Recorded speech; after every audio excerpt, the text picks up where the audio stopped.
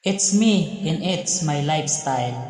Tara, samahan nyo muna ako para magluto ng ginataang langka. Dito nga iginisa ko lamang muna yung ating sibuyas at bawang mga idol. Medyo sinunog-sunog ko nga lang yan ng konti bago natin ilalagay yung ating langka. Kung makikita nyo yung ating langka, laga na yan kasi nilaga natin yan kanina sa rice cooker. Naitampok ko na yan kaninang umaga sa aking video mga idol. At nag-add na rin tayo ng sabaw na pinaglagaan ng langka para andun pa rin yung lasa. Dinurog na chicharon, yung maliit na chicharon lang at saka yung maliliit na toyo. Di ko alam kung Pilipitin o Dilis ba yan. Maliliit lang talaga siya, tingnan nyo. Isda po siya, mukhang maliliit lang at di may tsurahan. Kulay puti po siya yan oh. Dito inalo-halo ko lang para umilalim at lumambot yung ating Tatakipan lang muna natin yan para lumambot-lambot at humalo yung amoy ng ating chicharon doon sa langka. Parang may karne na rin siya. At maya-maya nga lang din ay binalikan ko na agad. Kulong-kulo na rin kasi lagang-laga naman na yung langka, di na kailangan maghintay pa ng matagal.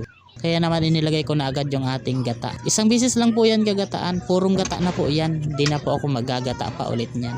Kasi ginisa ko na yung samya kanina eh. Sobrang umay naman kung dodoble-doblehin natin. Nag-add na rin pala ako ng optional seasoning dyan. Tsaka yung ating asin para lumasa na agad. Para pag kumulo siya ay pwede na natin kainin mga idol. Iniwan ko nga pala muna yan pansamantala. At nung balikan ko ay medyo natutuyuan na siya ng sabaw. Kaya naman ay aahawonin ko na mga idol. Baka matuyuan pa, maglatik-latik. Wala tayong sabaw na maisasabaw sa kanin.